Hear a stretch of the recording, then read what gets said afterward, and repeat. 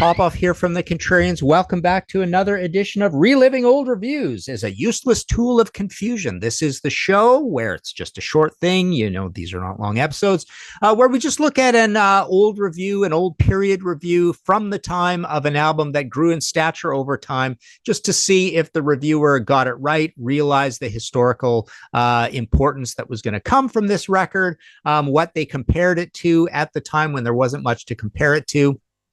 Today we are looking at Timothy White's review of Van Halen 2. By the way, you can still get my Van Halen. Where do I have a copy of that here? Hang on, let me just see here. Yes, sorry, you can still get a copy of my Van Halen Unchained, a Van Halen user manual at martinpopoff.com. This is just a huge wordy book on all things Van Halen, split into kind of cool chapters.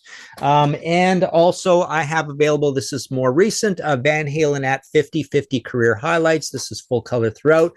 Again, this is all at martinpopoff.com. I can sign them, ship them out, all that. There's PayPal buttons and everything there, plus all my other books, 80, 90 books that are in print kind of thing, that you can get there. So as I was saying, we are looking at a review of Van Halen 2. This is from Rolling Stone by Timothy White. I'm going in cold. I haven't seen this, so this is a reaction video to this review. I've probably seen this review years ago, but I haven't seen it recently. I have no idea what it's going to say, and we are going to see if we agree or not. So this is not a good sign. This review actually gets a big heading that says Van Halen's thud rock. Very kind of an awkward phrase to use. I don't think it's particularly thudding. Anyways, here we go. Rock archaeologists have recently unearthed conclusive evidence, some liner notes contained in the ancient deadweight scrolls, that the subspecies of heavy metal known as thud rock was born way back in the Paleolithic mists when a certain strain of Heidelberg man, Mondo erectus, began banging on a garbage can with the skull bone of a chimpanzee. So yeah, I guess he's almost trying to come up with the phrase thud rock or say this means something. Obviously, it never really stuck, but this is a typical Rolling Stone negative attitude to hard rock and heavy metal. You know, at this point, Van Halen are making a lot of waves. The debut has been a big success already. You know, this album's not going to be as big a success, but it's good that they are reviewing it. Let's see.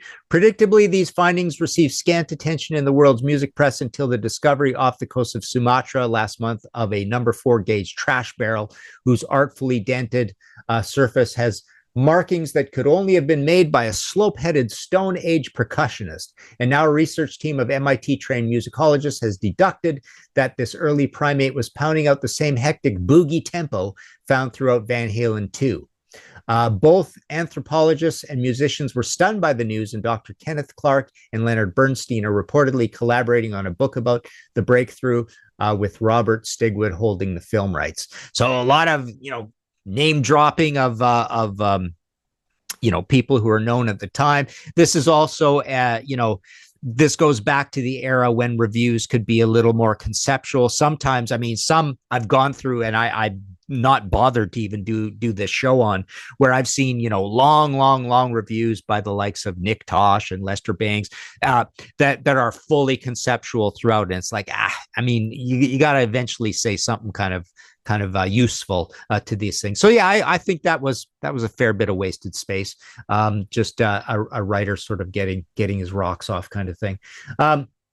Let's see what else they say here. Few talk about history repeating itself. That few is actually in the text. Few, P-H-E-W. Talk about history repeating itself.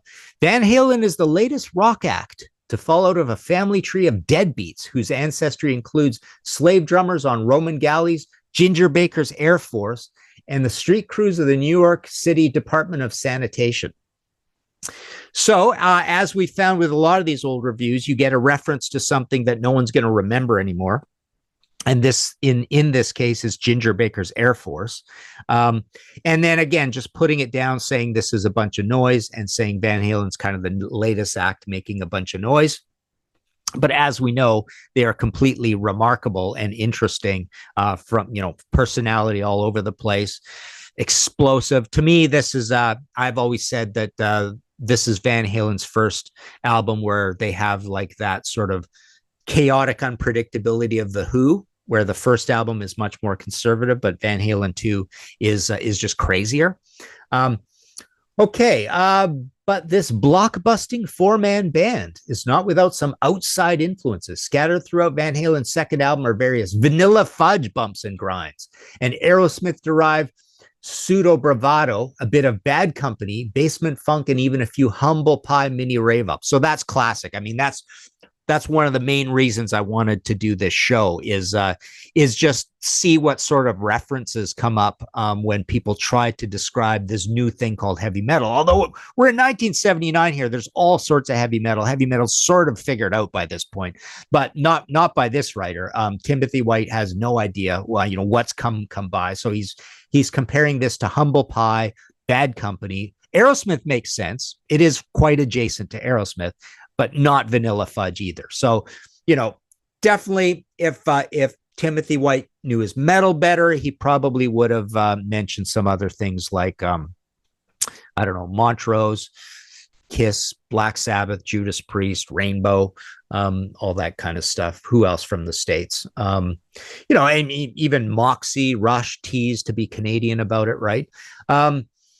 So let's see what else we got here. So yeah, that's really old stuff there. And check out these timelessly ponderable lyrics lifted from Beautiful Girls. I got a drink in my hand. I got my toes in the sand. All I need is a beautiful girl. So putting down the lyrics. Mighty lead singer David Lee Roth hammers hang on, let me scroll over here. Maxim home with a flurry of blind yowls. Ain't we got fun guffaws and clever sides like, come this way. Sit down right here. Ooh la la. And I think I got it now. So obviously he's going to become famous for this kind of stuff, and he's a great front man. So he's still putting him down here.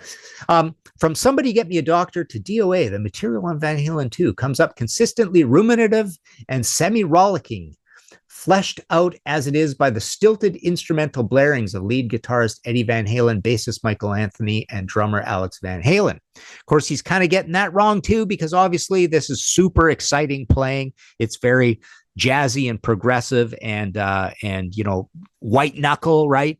It's really cool what they're coming up here. There's not a lot of overdubs.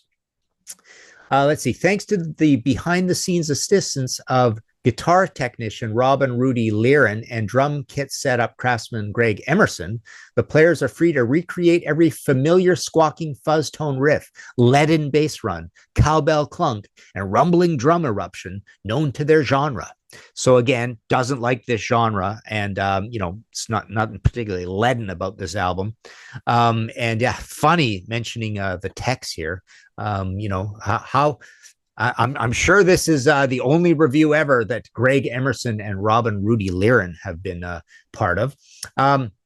Let's see. And yet the LP retains a numbing live feel with Roth's repertoire of deft ahas and train whistle exhortation, whoa, whoa, woo, occasionally segueing into impromptu snickers that are shared by the entire group.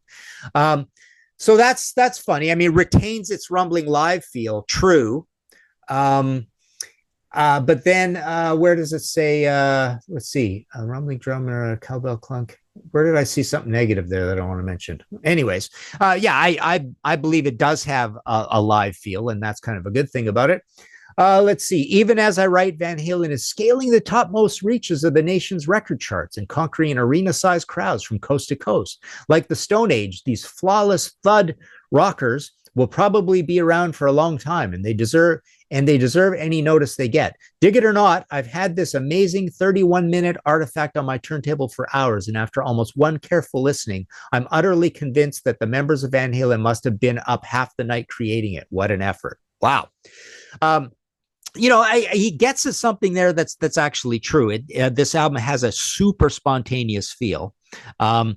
Much more so than the debut, and we know that they were always kind of like bereft of enough songs, so we do get old songs on here as well. So staying up half the night, I mean, they're using songs that they had before. They're basically blazing through this out through in a live way, and it sounds absolutely live. But he's got some hints there that this is kind of good stuff, right? And he says they're going to be around for a long time, and they're doing well in the charts, and they're filling arenas and stuff. So he notices that they are a big band, but yeah, pretty interesting how kind of gets things right in describing it, but he doesn't really like it very much at all either. So there you go. Another edition of Reliving Old Reviews is a useless tool of confusion. This has been Van Halen 2. Martin Popoff for the Contrarians. Talk to you later.